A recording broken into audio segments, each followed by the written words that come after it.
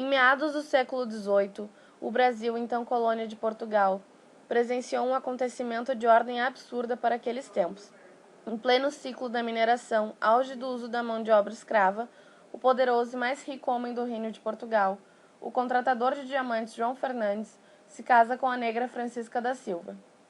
Relatos daquela época, levantados através de inúmeros estudos, mostram uma complicada situação de uma mulher negra que, mesmo dispondo de todos os diamantes para clarear sua pele, como a mesma teria dito, sofreu perseguição social, religiosa e jamais fora totalmente aceita pela sociedade, inclusive pelos próprios negros que se recusavam em servi-la.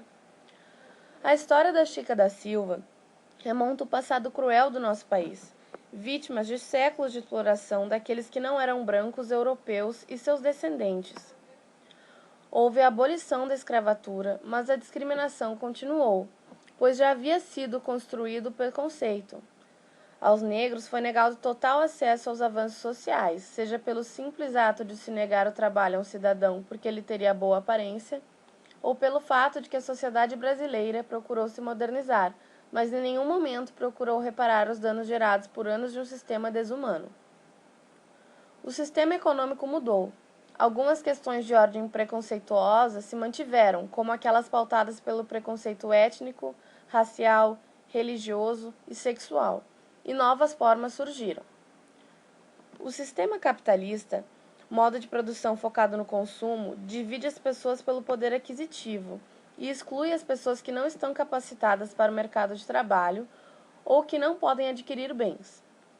Pessoas de baixa renda são marginalizadas em guetos sem estrutura, onde não dispõem de direitos básicos, propagando ainda mais sua condição de miséria e dificultando a ascensão social.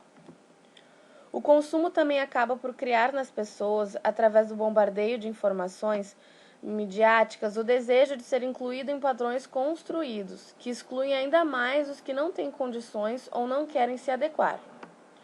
Além disso, a diferença é algo dificilmente aceito e gera os mais diversos preconceitos. Esses dão origem a padrões de generalização, como todo muçulmano é terrorista, todo pobre é bandido e todo italiano é mafioso, dentre outros. No século XVII, o contratador procurou meios alternativos de incluir sua esposa na preconceituosa alta sociedade da época. Construiu igrejas com torres voltadas para trás, já que, por regras, negros não poderiam ultrapassar as torres. Ou vestir as mucamas como senhoras da corte, para que fossem as amigas de sua esposa. Atualmente, os governos do mundo inteiro, inclusive do Brasil, criam propagandas que visam trazer grupos excluídos para o centro da sociedade. Temos como exemplo as cotas para os negros nas universidades, bolsas de auxílio para pessoas de baixa renda, dentre outros. Nos tempos de Chica, os esforços do contratador, criando ações modernas para sua época, não surtiram o efeito desejado, e a sociedade continuou a ver seu casamento com maus olhos. Certamente o que aconteceu foi a falta de preparação das pessoas daquela situação. Assim, podemos aprender com esse exemplo do passado. Projetos que visam oportunidades de acesso aos grupos excluídos são importantes, mas devem ser acompanhados de uma profunda mudança na forma de pensar do cidadão moderno. Com conhecimento, deve-se promover uma desconstrução das antigas estruturas sociais, que cegam as pessoas e geram os problemas de preconceito e discriminação. Raça foi um termo criado para distinguir biologicamente o ser humano, caracterizando os povos em brancos, negros e amarelos. Porém, esse significado tem se modificado, ou sendo melhor interpretado, sendo usado hoje para definir o conjunto de relações sociais, a raça humana. Etnia refere-se às práticas e às visões culturais de determinada comunidade de pessoas que as distinguem uma das outras. É um fenômeno puramente social, produzido e reproduzido ao longo do tempo.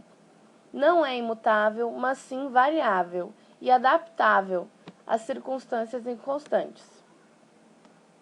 Preconceito refere-se a opiniões ou atitudes defendidas por membros de um grupo em relação a outro grupo e estão frequentemente embasadas em estereótipos, em caracterizações fixas e inflexíveis de um grupo de pessoas, sendo, em geral, aplicadas a grupos étnicos e minoritários. Discriminação é o comportamento concreto, efetivo em relação a um grupo ou indivíduo e pode não derivar necessariamente do preconceito. Racismo deriva do preconceito baseado em distinções físicas socialmente significativas. Vem de raça, acreditando que alguns indivíduos são superiores ou inferiores a outros.